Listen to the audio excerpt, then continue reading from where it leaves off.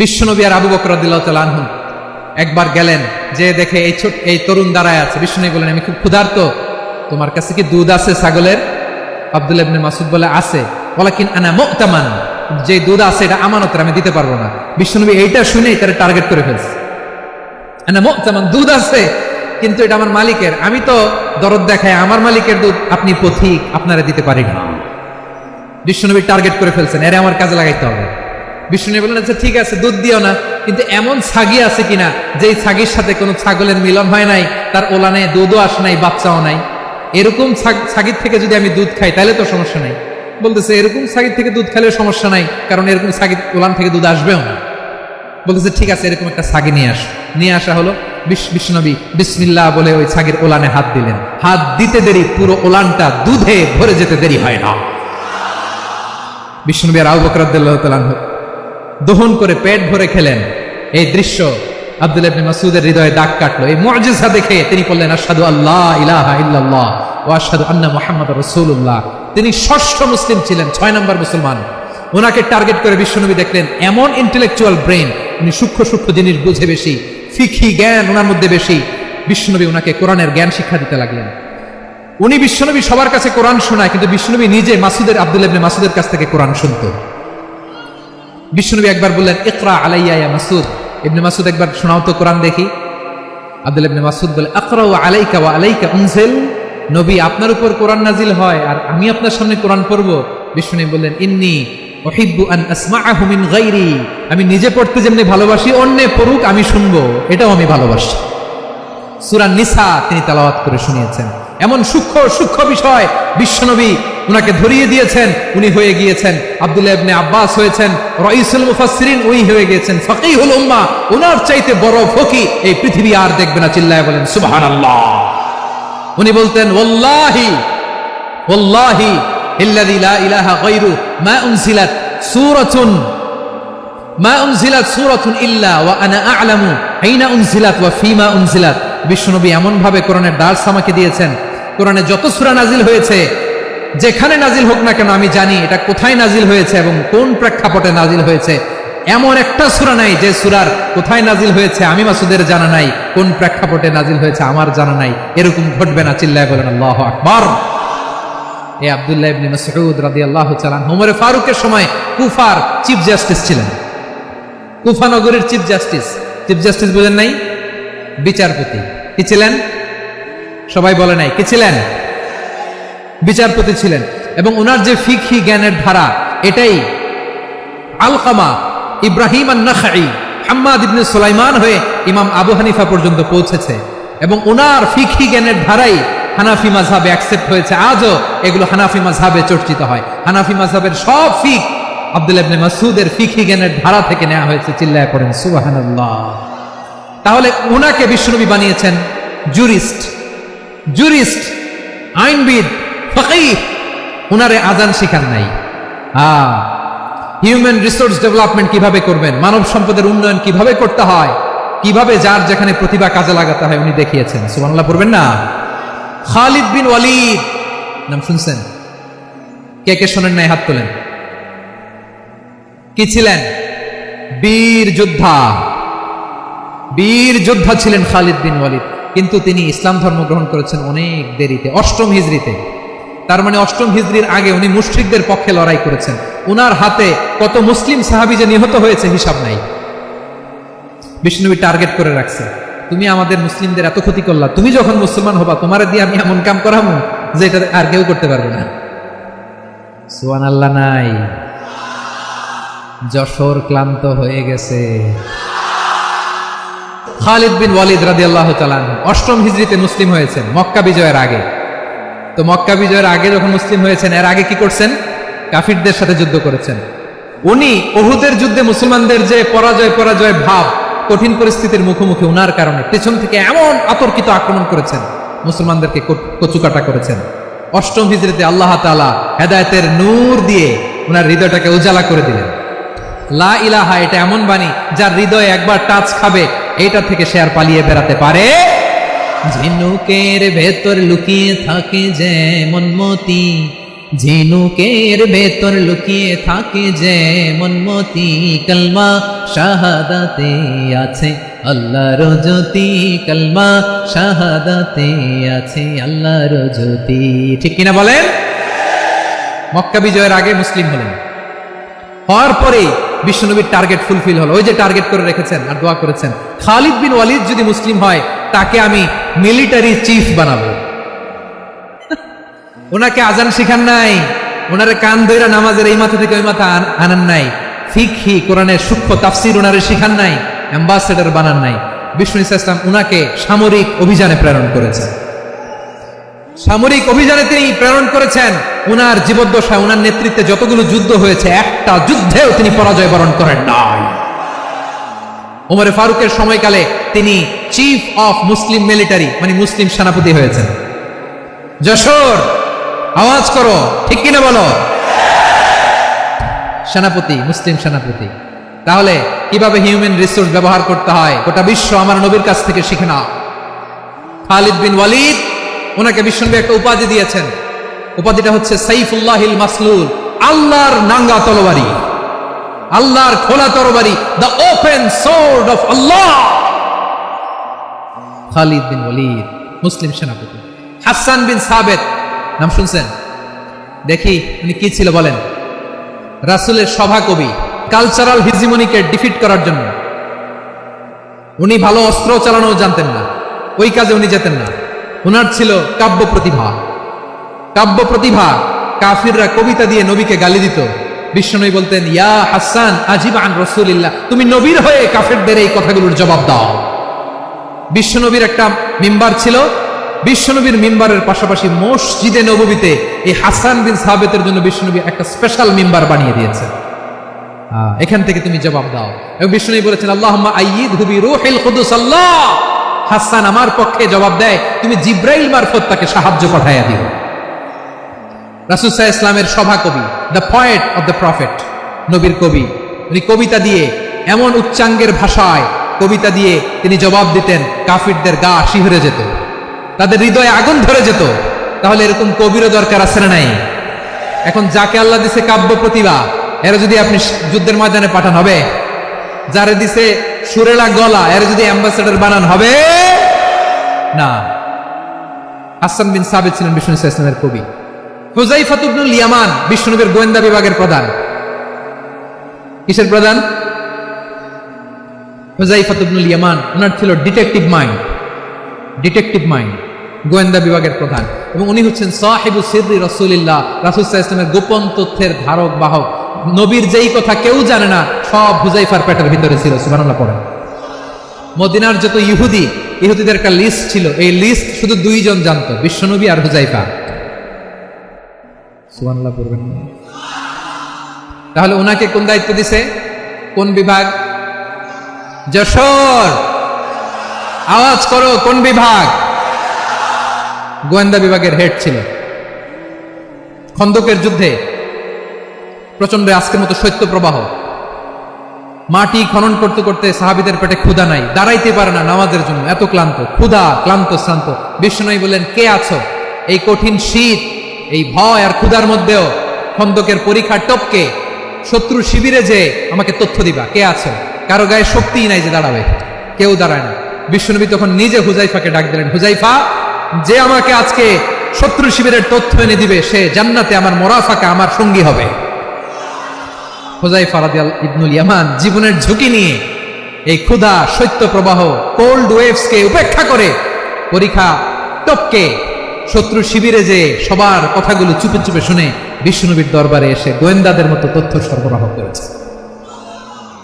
বিশ্বনবীর গোয়েন্দা বিভাগের প্রধান হুযায়ফা ইবনুল ইয়ামান ইন্টেলিজেন্স বিভাগ চালাতেন। মুনাফিকদের নাম ওনার কাছে ছিল। মুআয ইবনে জাবাল মদিনা রাষ্ট্রের সবচেয়ে সিনিয়র আমলা ছিলেন।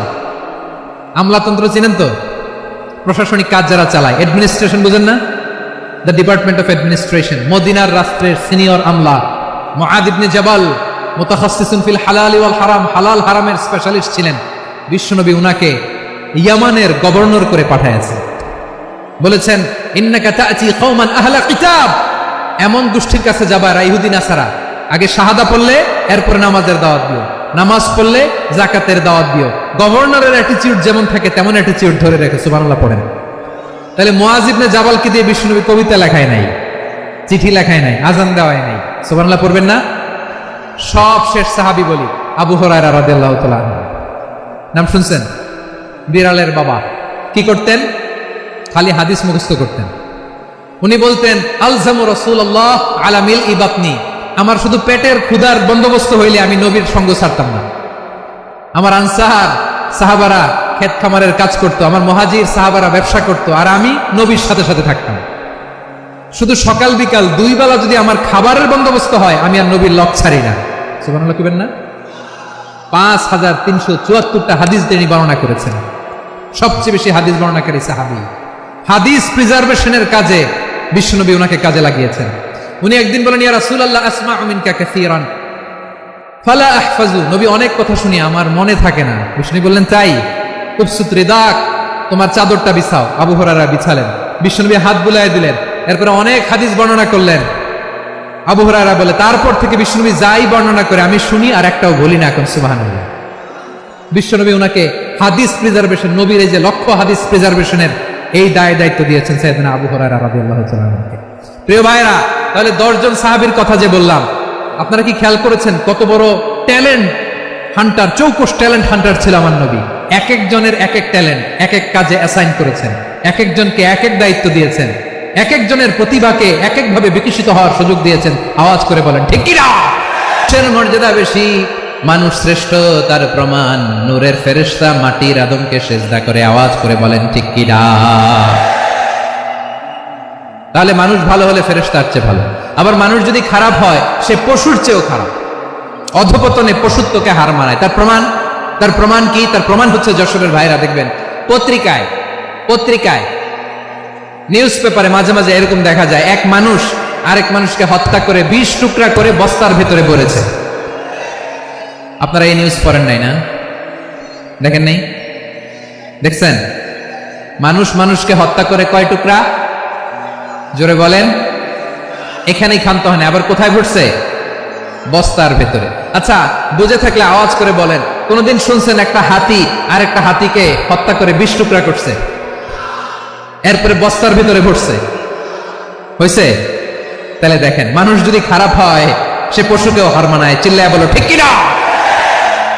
এমনও দুশ্চরিত্র মানুষ আছে যার নজর থেকে 6 মাসের ছোট্ট মেয়ে থেকে শুরু করে 80 বছরের বৃদ্ধারাও নিরাপদ নয়। পশুকেও হার মানে।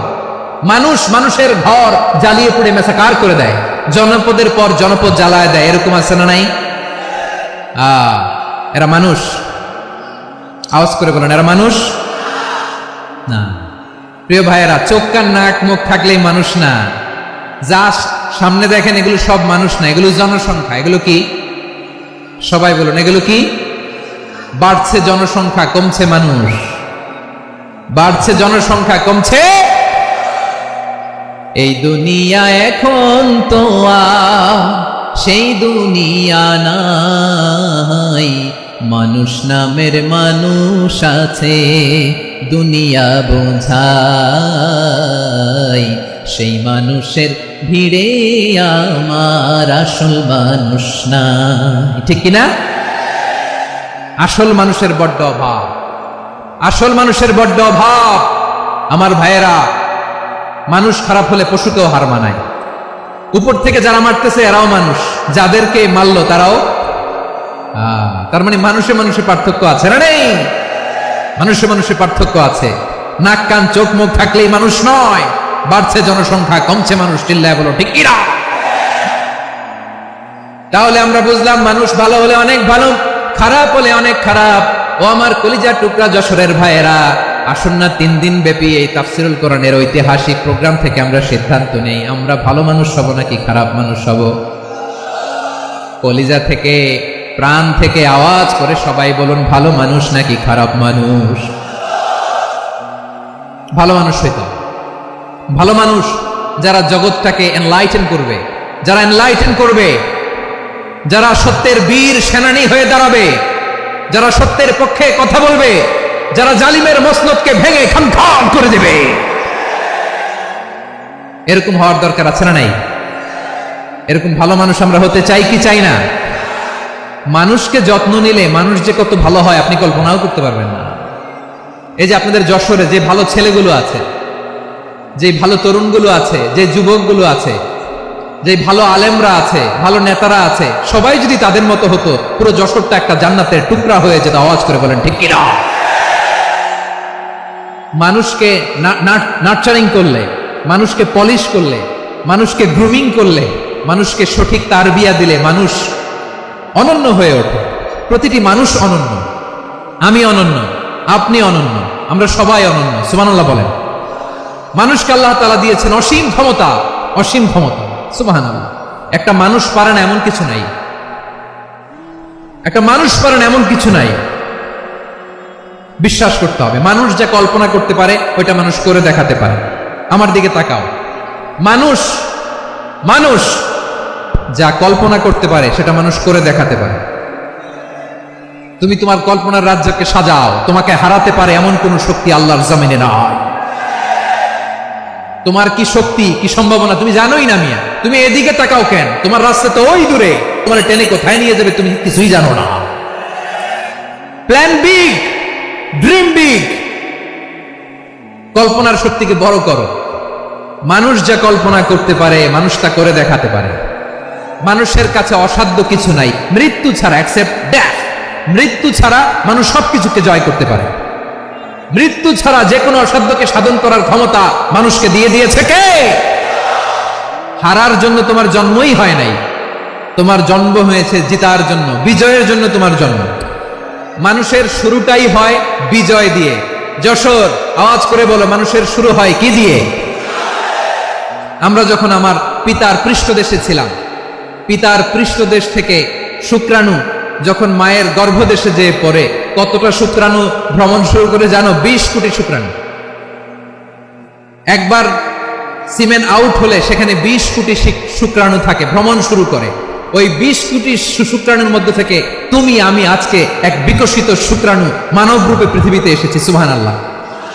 ওই 20 কোটি শুক্রাণুর প্রতিযোগিতায় সবাই রে পেছনে ফেলে সেদিন আমি সফল হয়েছিলাম, সেদিন আমি বিজয়ী হয়েছিলাম। সেদিন আমি এত ছোট ছিলাম মাইক্রোস্কোপ দিয়েও আমার অস্তিত্ব টের পাওয়া যায় না। আমি এত তুচ্ছ ছিলাম, নগণ্য ছিলাম। আমার কান ছিল না, আমার চোখ ছিল না, আমার হাত ছিল না, আমার জন্য রিকমেন্ডেশন করার মতো মামু ছিল না, খালা ছিল না, কেউ ছিল না। তারপরেও ওই প্রতিযোগিতায়, ওই কম্পিটিশনে যখন আমারে কেউ হারাতে পারে নাই, আল্লাহর জমিনেও আমারে কেউ হারাতে পারে না। হারার জন্য তোমার জন্মই হয় নাই, তুমি আসছই জিতার জন্য। সুবহানাল্লাহ। বিশ্বনবী বলেন, আন-নাসু মাআদিন কামাআদিনি যাহাবি ওয়াল ফিদ্দা খিয়ারুহুম ফিল জাহিলিয়াতি খিয়ারুহুম ফিল ইসলাম। Peoples are like mines of gold and silver. সোনার খনি, রূপার খনি, এর চেয়েও বড় খনি হচ্ছে এই মানব সম্পদের খনি। আওয়াজ করে বলেন আল্লাহু আকবার। আল্লাহ তাআলা এই সম্পদ আমাদেরকে দিয়েছে। বিশ্বনবী বলেন, মানুষ হচ্ছে খনির মতো। খিয়ারুহুম ফিল জাহিলিয়াতি খিয়ারুহুম ফিল ইসলাম। জাহিলি যুগে যারা সেরা, ইসলামেও তারা সেরা। ইদা ফাকহু, যদি তারা বুঝবান হয় তাহলে তাদেরকে সেরা বানায় দিবে কে? তাহলে মানুষের চেয়ে সেরা কেউ হতে পারে? মানুষের চেয়ে অনন্য কেউ হতে পারে? মানুষকে কেউ হারাতে পারে? আওয়াজ করে বলো, তোমাকে কেউ হারাতে পারবে? এই সাহস জাগছে আজকের আলোচনা থেকে। আমি তুমি অনন্য, আমাকে তোমাকে হারায়া দেওয়া এত সহজ না, ঠিক কিনা? একটা কথা জীবনের সাথে সেট করে নিতে হবে, আমি জিতি নয় শিখি, আমি কখনো হারি না। জীবনের সাথে সেট করে নাও, জেনজি অফ জেসর, আমি কখনো হারি না, আমি হয় জিতি নয় শিখি। চিল্লায় বলো ঠিক কিনা? আমি কখনো হারি না, আমারে হারানো এত সোজা না। কি সাহস জাগছে? বুকে সাহস জাগছে? তাকবীর পড়ো, লিল্লাহে তাকবীর। তাহলে বিশ্বনবী বলেন, নাসু মাআদিন, মানুষ হচ্ছে খনি। এই ধাক্কা ধাক্কি আমি জানি এগুলো ভালোবাসার ধাক্কা ধাক্কি, এজন্য আমি সহ্য করে নেই। এগুলো যে ভালোবাসার ধাক্কা ধাক্কি এটা আমরা বুঝি। পৃথিবীর কোন আইন, সিকিউরিটি প্রোটোকল দিয়ে এটারে মানানো যাবে না, কারণ এটা তো ভালোবাসা, লাভ। লাভ কোন আইন কানুন দিয়ে বাধা যায় না, মানানো যায় না, ঠিক কিনা বলো?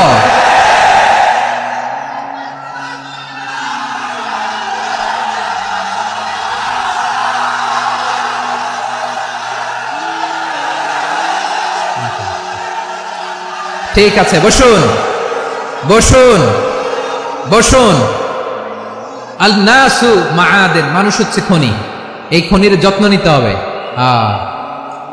আমার মা বাবা যারা এসেছেন, আপনার ছেলে মেয়ের যত্ন নেন। আপনার ছেলের মধ্যে যে কি পটেনশিয়াল আপনি জানেন না। আপনার এই ছোট্ট অবুজ ছেলেটাই আগামী দিনের শায়েখ আহমদুল্লাহ হবে। আপনার হেফজখানায় পড়া ওই ছোট্ট ছেলেটাই আগামী দিনের আল্লামা মামুনুল হক হবে। আপনার ওই ছেলেটা আমির হামজা হবে, আব্দুল হাই সাইফুল্লাহ হবে।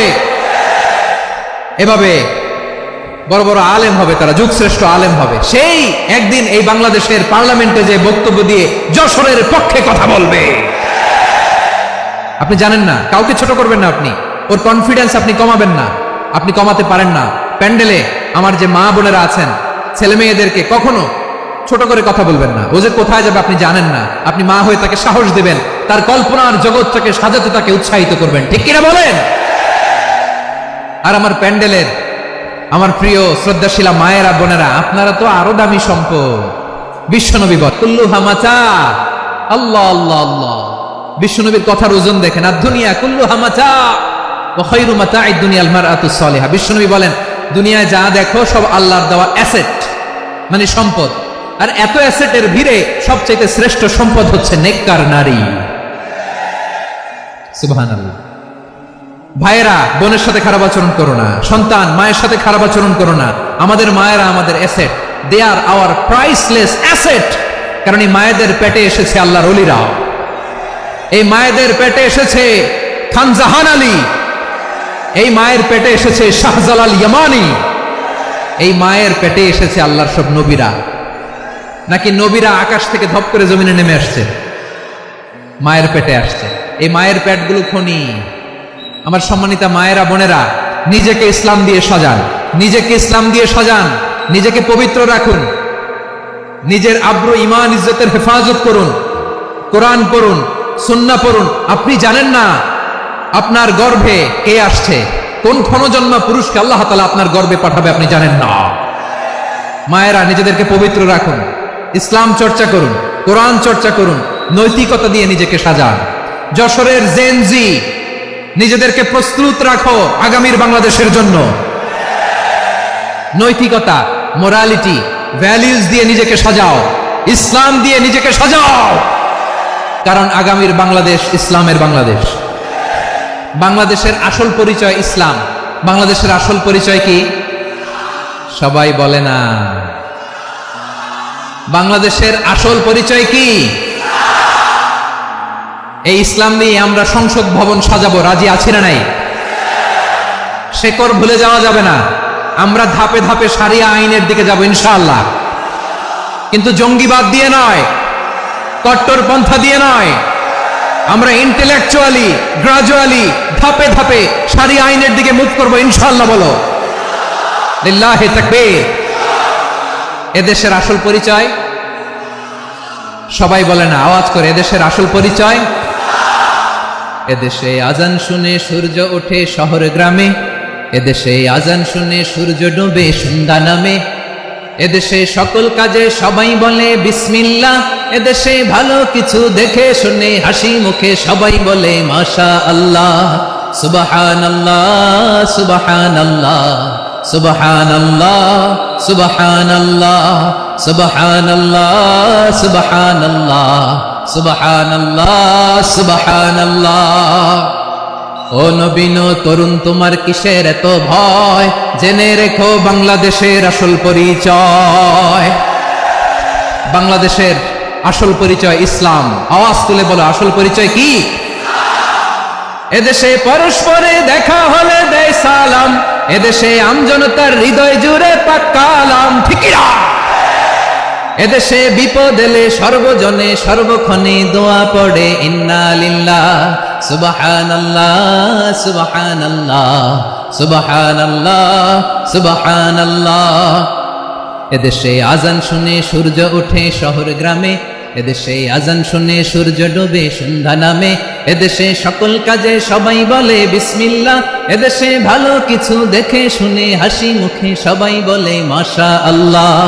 সুবহানাল্লাহ, আওয়াজ করে সুবহানাল্লাহ, সুবহানাল্লাহ, সুবহানাল্লাহ, সুবহানাল্লাহ, সবাই একসাথে সুবহানাল্লাহ, সুবহানাল্লাহ, সুবহানাল্লাহ, সুবহানাল্লাহ। এদেশের আসল পরিচয় কি? আওয়াজ করে বলতে ভয় লাগে। এদেশের আসল পরিচয় কি? ইসলাম দিয়ে আমাদের সংসদ ভবন চলুক, আমরা চাই কি চাই না? বঙ্গভবনে লা ইলাহা ইল্লাল্লাহর পতাকা উড়ুক, আমরা চাই কি চাই না? প্রতিটি জেলা অফিসে, ডিসি অফিসে লা ইলাহার পতাকা ঝুলুক, আমরা চাই কি চাই না? কারা কারা চাই হাত তুলে আল্লাহর দেখায়।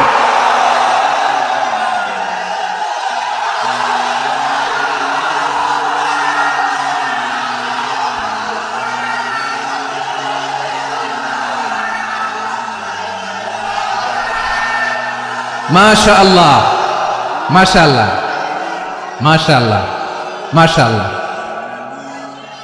যশোর, আওয়াজ করে বলো, ভালো মানুষ না খারাপ মানুষ? বুঝে বলছো তো? মানুষ ভালো হলে যে কত ভালো। এই মানুষকে যত্ন নিলে, মানুষকে মানুষ বানালে যে সে কি হতে পারে শুনবা? হ্যাঁ, নাকি মোনাজাত দিয়ে দিব? শুনবা? তাহলে থামতে হবে। থামো, আমি যখন বলবো থামো থামো, তাকবীরের সময় দিলে তাকবীর, থামো থামো। মানুষের মধ্যে যারা কি পটেনশিয়াল রেখেছে। আমি জাপানের দুইটা উদাহরণ দেই, জাপানের দুইটা উদাহরণ দেই, খেয়াল করে একটু শুনেন, বুঝবেন। আল্লাহ, 2022 সালে জাপানের সাথে জার্মানির খেলা, ফিফা ওয়ার্ল্ড কাপ 2022। এক পক্ষে জাপান, আরেক পক্ষে কোন দেশ? কথা শোনে নাই। এক পক্ষে কোন দেশ? আরেক পক্ষে সবাই। এক পক্ষে, আরেক পক্ষে।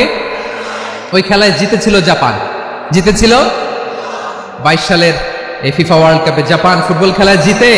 As a part of their celebration তারা খেলার পরে পুরো স্টেডিয়ামটারে ক্লিন করে, the fan base of Japan. লক্ষ লক্ষ মানুষ খেলা দেখতে যায়, তো এত ডাস্টবিনও তো নাই, তো যারা ডাস্টবিনে জায়গা পায় নাই তারা এই যে চকলেটের প্যাকেট, পানির বোতল, চিপসের প্যাকেট তারা এদিকে সেদিকে রেখে দিয়েছে। জাপানের ভক্তরা, জাপানের ফলোয়াররা as a part of their celebration তারা খেলার পরে পুরো স্টেডিয়ামের সব ময়লা আবর্জনা ক্লিন করে তারপরে বিদায় নিয়েছে। তাদেরকে কি ক্লিন করার দায়িত্ব দেওয়া হয়েছিল? এই যশোর, জাপানের যে ছেলেরা খেলা দেখতে গেছিল ওদেরকে কি ক্লিন করার দায়িত্ব দিছিল? তারা কি স্টেডিয়ামের পরিচ্ছন্নতা কর্মী? তাদের আকল, তাদের সিক্স সেন্স তাদেরকে বলেছে। ছোটবেলা থেকে জাপান গভর্নমেন্ট ওদেরকে এত পরিচ্ছন্নতা শেখায়, ক্লিনলিনেস অ্যাওয়ারনেস ক্যাম্পেইন করায়। ক্লাসে আমি দেখেছি, ক্লাসে নিজের বেঞ্চ নিজে মুছে, ক্লাসের মাঝখানে একটা সময় দেয়, নিজের টেবিল নিজে মুছে, নিজের ক্লাসরুমটা নিজে পরিষ্কার করে। রাস্তাঘাটে একটা ধুলা নাই, ময়লা নাই, একটা টিস্যু নাই। খেলার পরে গোটা বিশ্বকে তাক লাগিয়ে দিয়েছে। জাপানের ফ্যানরা সবার রেখে যাওয়া গার্বেজ, টিস্যু, বোতল পরিষ্কার করে তারপরে স্টেডিয়াম থেকে বিদায় নিয়েছে। আমরা কেন এমন হইতে পারলাম না? আমরা কেন এমন হইতে পারলাম না? জাপানের যারা এগুলো করছে ওদের 3টা করে চোখ না? চোখ তো 3টা জাপানো লাগো, জাপানো লাগো। হাত তো 4টা, কান তো 6টা। হ্যাঁ, নাকি আমার মতো 2 হাত 2 কানওয়ালা মানুষ? চোখে দেখলে ওটা মানুষ না। চিন্তা করছেন? তার মানে জাপানিজদেরকে যে গ্রুমিং করে শেখানোর মাধ্যমে পরিচ্ছন্ন বানানো গেছে, ওরা যেমনি মানুষ আমরাও মানুষ। আমাদের সন্তানদেরকে শেখালে তারাও পারবে, পারবে কিনা? 2 নম্বর উদাহরণ বলি। চট্টগ্রাম ফেনীতে যারা গিয়েছেন, মেঘনা গোমতী ব্রিজ প্রকল্প নাম শুনছেন? মেঘনা একটা ব্রিজ পার হওয়া লাগে।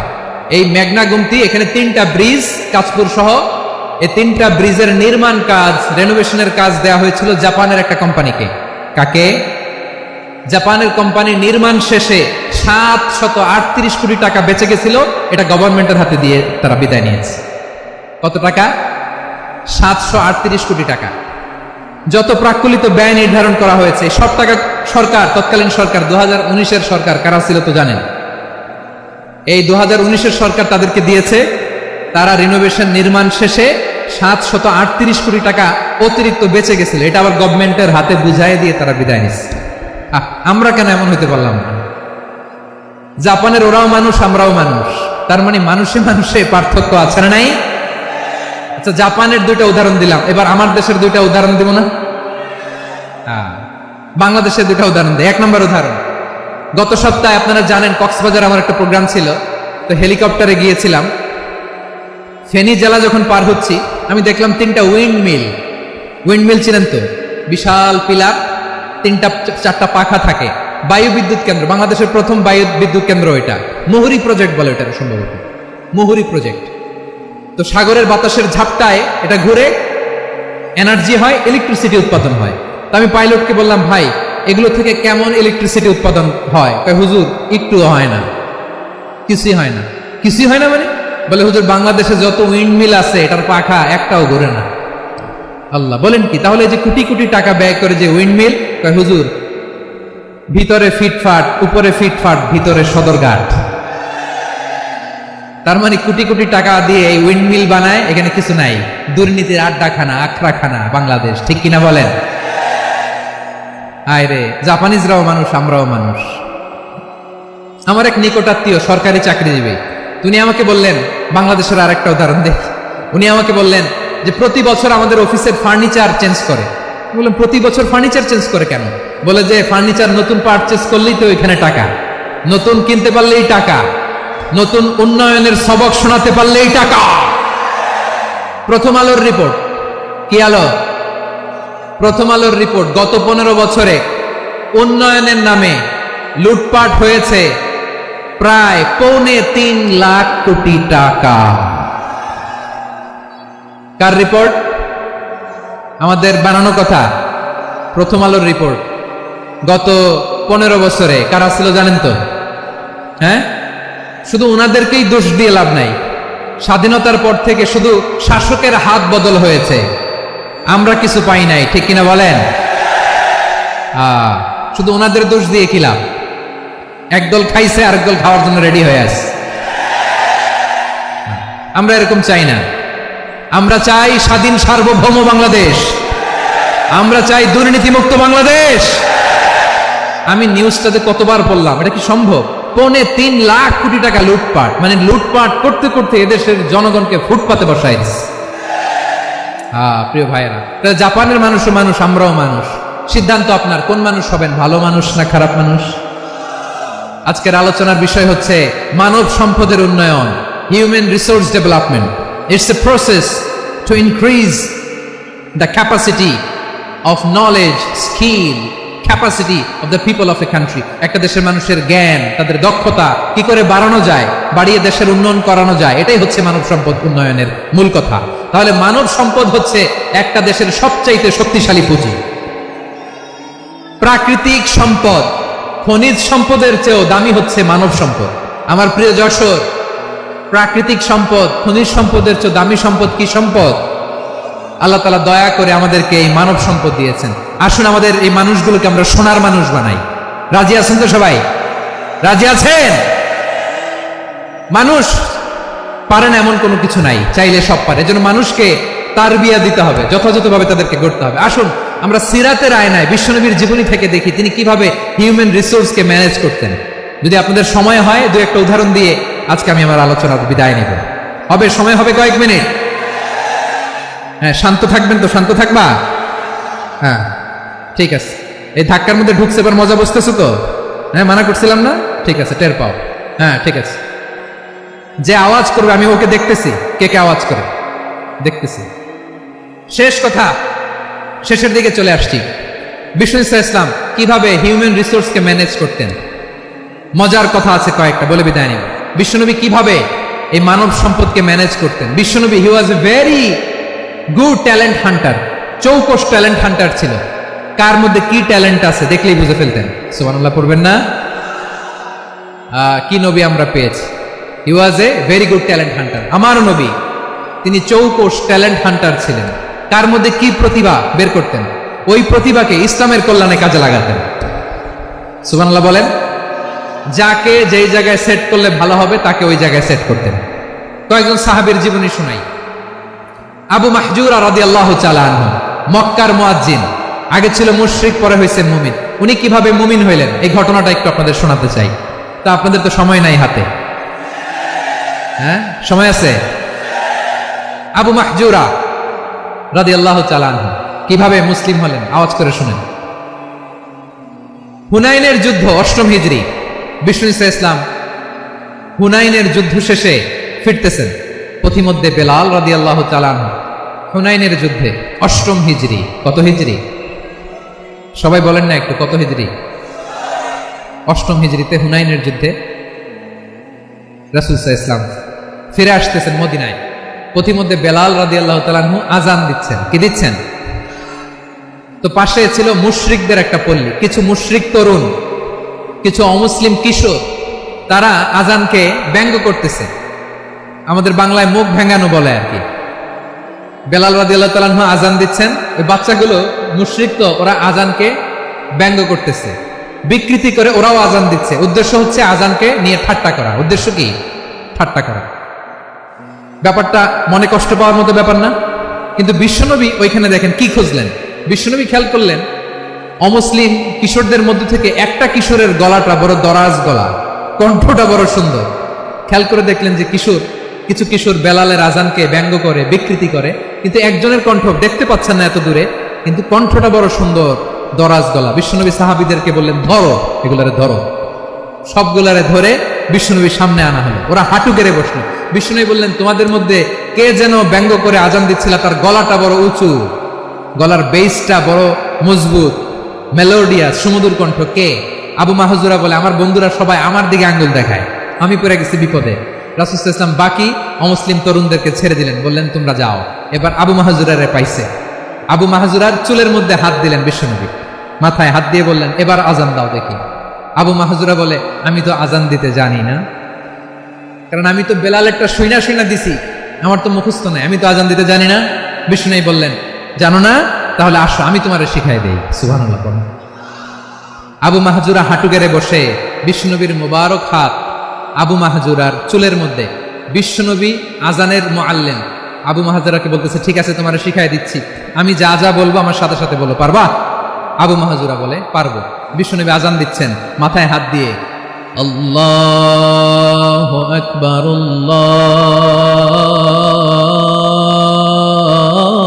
আল্লাহু আকবার।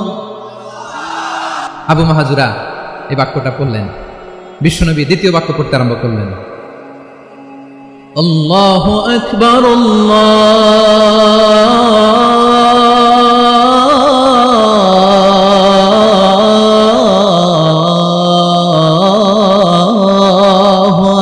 আকবার। আবু মাহজুরা এই বাক্যটাও বললেন। বিশ্বনবী আবু মাহজুরার মাথার মধ্যে হাত দিয়ে তৃতীয় বাক্য বললেন, আশহাদু আল্লা ইলাহা ইল্লাল্লাহ,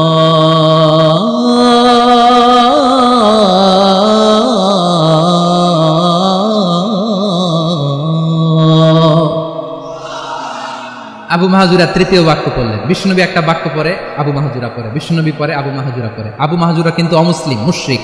আবু মাহজুরা বলে, এক একটা বাক্য পড়ি আমার কলিজাটা গলে ঠান্ডা হয়ে যায়। এতদিন মোহাম্মদকে গালি দিতাম, এখন মোহাম্মদ আমার মাথায় যখন হাত রাখছে আমার সারা শরীর ঠান্ডা হয়ে গেছে। বিশ্বনবী আজান শিখাচ্ছেন, একটা একটা বাক্য পড়ে আবু মাহজুরাও পড়ে, বিশ্বনবী পড়ে, আবু মাহজুরাও পড়ে। পুরো বাক্যগুলো যখন শেষ, আজান শেষ, আবু মাহজুরাও যখন পুরো আজান পড়লেন, আবু মাহজুরা বললেন, এতদিন মোহাম্মদের চেহারা দেখলে আমার ঘৃণা লাগতো, আজ থেকে মোহাম্মদের চেহারার চেয়ে প্রিয় চেহারা আমার কাছে নাই। আবু মাহজুরা বললেন, ও মোহাম্মদ, আজানের বাক্য তো আপনি আমারে শেখালেন, এখানেই শেষ করবেন না, আপনি আমারে পড়ায় দেন, লা ইলাহা ইল্লাল্লাহু মুহাম্মাদুর রাসূলুল্লাহ সাল্লাল্লাহু আলাইহি ওয়াসাল্লাম।